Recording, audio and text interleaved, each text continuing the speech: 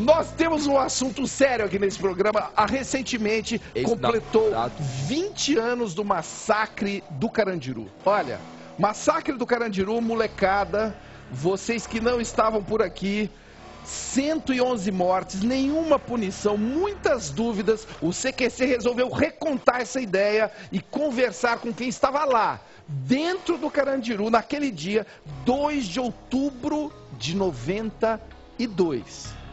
Olha isso. Lá o bicho pegou.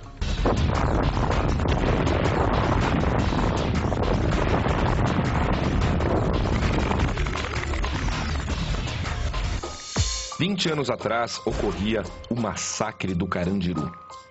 Uma rebelião generalizada começou com uma briga durante um jogo de futebol na Casa de Detenção de São Paulo. O governo do estado acionou a polícia militar para controlar a situação numa ação que mais tarde seria definida pela promotoria do caso como desastrosa e mal preparada. A intervenção do coronel Ubiratã Guimarães deixou 111 mortos. Sobreviventes do massacre dizem que o número foi muito maior. Em junho de 2001, o coronel Ubiratã foi condenado a 632 anos de prisão. No ano seguinte, ele foi eleito deputado estadual. 5 anos após a condenação, desembargadores do Tribunal de Justiça anularam a sentença. Ubiratã foi assassinado em 2006, supostamente pela namorada. Ele concorria à reeleição usando o número 111. Até hoje, só o coronel Ubiratã foi julgado pelo caso. O julgamento de outros 28 réus está marcado para janeiro de 2013. Hoje, o documento da semana vai conhecer todos os pontos de vista dessa história.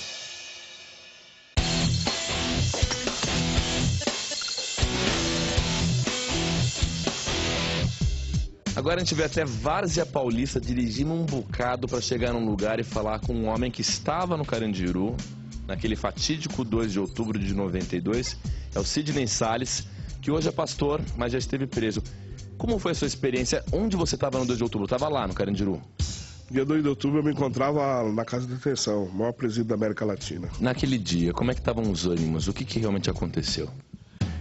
Quando se iniciou a rebelião, nós estávamos nos términos do campeonato. E aí o indivíduo sobe dizendo que havia iniciado-se uma rebelião.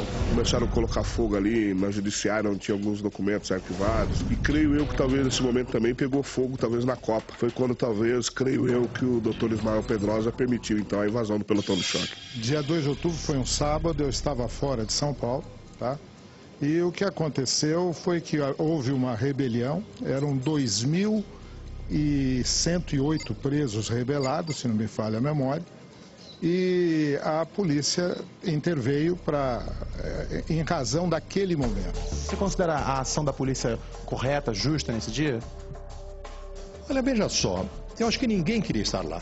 Agora, diante do que se passava na detenção, foram obrigados a ir. Por quê? A informação, segundo os policiais, é de que as facções estavam se dizimando dentro do pavilhão 9. Estavam se matando e até gritavam os nomes dos mortos. Matamos mais um, fulano e tal. Quem deu a ordem para o ataque, vamos dizer assim? A ordem foi dada por aqueles que estavam no local, tá? Eu não estava no meu gabinete, mas se tivesse no meu gabinete, pelas informações, eu teria dado ordem. Tinha 2 juízes de direito presentes no local que concordaram que aquele era o momento de entrar. Já tinha sido cortada a água, já tinha sido cortada a luz e eles já tinham colocado fogo em parte do pavilhão e 9 presos já estavam mortos em brigas entre eles. Como é que foi essa invasão? Eu pensei comigo, vou fazer igual faz greve de metalúrgico, greve aí, vão dar alguns tiros com bala de efeito moral, soltar bomba de gás lacrimogêneo, soltar alguns cachorros para morder algumas pessoas e vou amenizar isso da melhor maneira possível. Foi quando então eu saí na galeria e quando eu olho na ventana, na janela pro teto lá do campo, eu já vi alguns corpos tirados ao chão e eu entrei correndo para dentro da minha cela. Falam muito de truculência, execuções sumárias, tiros por trás, enfim, agressões gratuitas. Isso procede? Veja bem, dentro da operação, eu não posso falar nada que eu não participei. Eu acho que os policiais cumpriram, né, no estrito dever legal, a invasão da cadeia, né? Agora, quem colocou lá, quem determinou que a rota, por exemplo, entrasse no Carandiru, devia saber que você vai ter uma guerra, uma inimizade, uma guerra entre bandidos e polícia. Tendo à frente o coronel Ubiratã, ele então invadiu E já no quarto, quinto passo que ele deu dentro do pavilhão, ele recebeu uma televisão no peito. E ele desmaiou e foi retirado para socorro.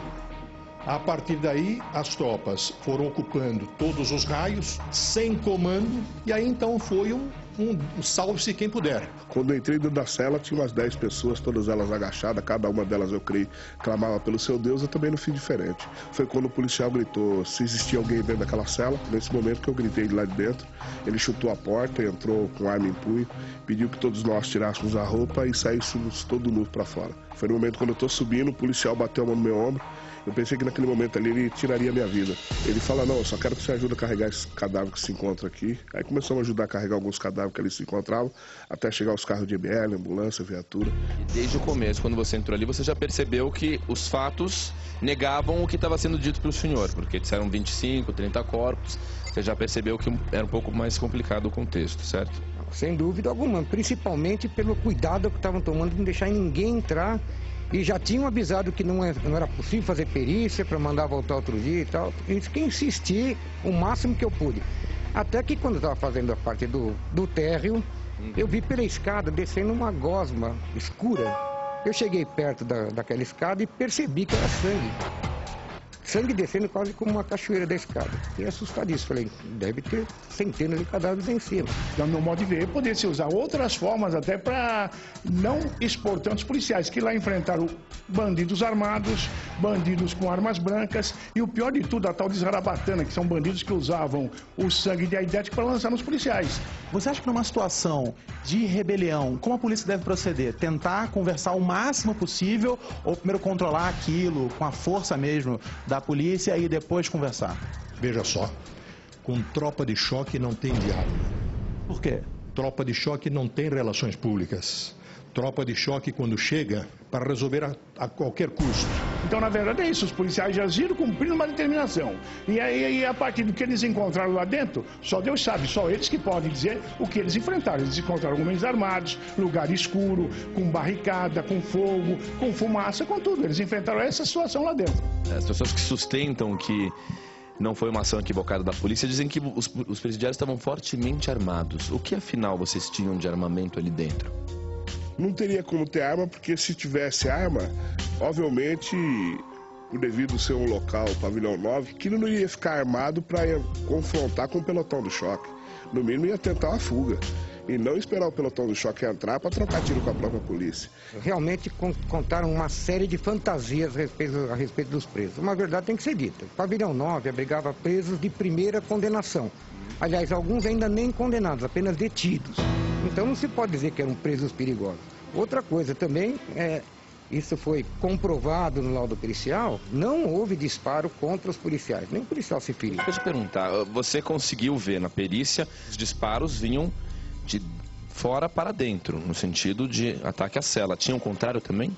Não, ao contrário, não havia nenhum disparo. Esse foi o grande problema que eu enfrentei.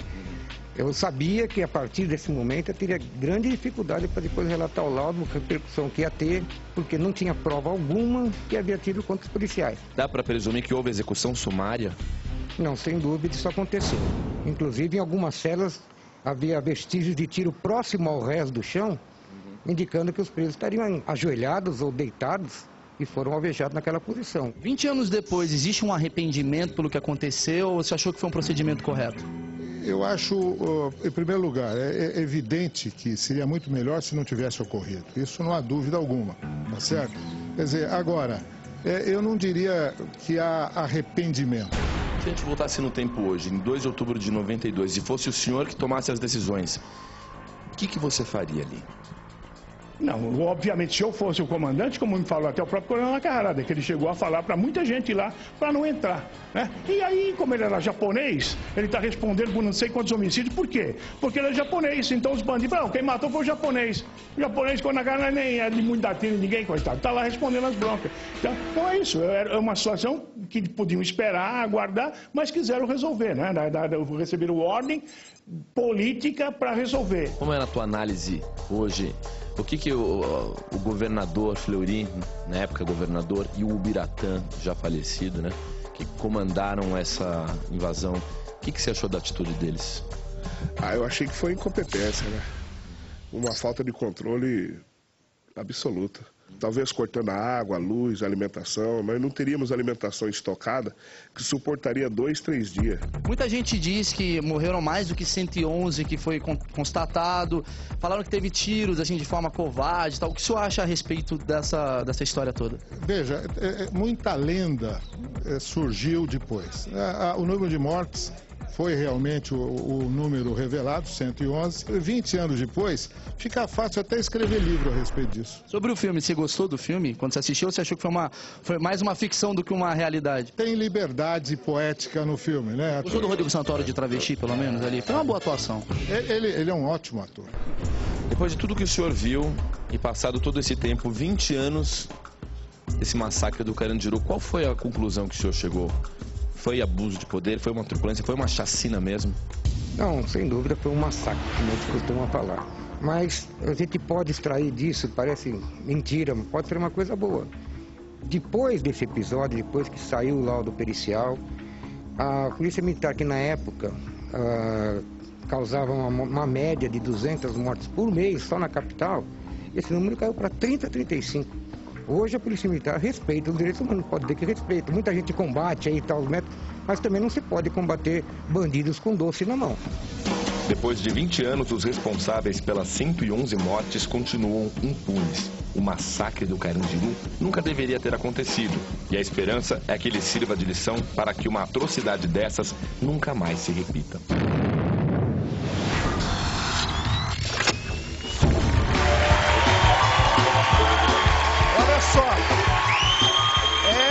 É uma matéria muito forte mesmo aqui no nosso programa, e é bom lembrar o seguinte: a gente vendo até hoje os envolvidos com o poder que causaram esse massacre, eles são despreparados até hoje para lidar com esse assunto. A gente repara nisso. E essa invasão foi fruto de um despreparo. Isso está claro. E o julgamento dos 28 acusados está marcado para janeiro de 2013 e a gente espera que isso não se repita mais no nosso país. Aliás, a discussão da polícia, que tem números melhorando sim, continua, é um debate que continua por aí e a gente vai estar acompanhando esse assunto.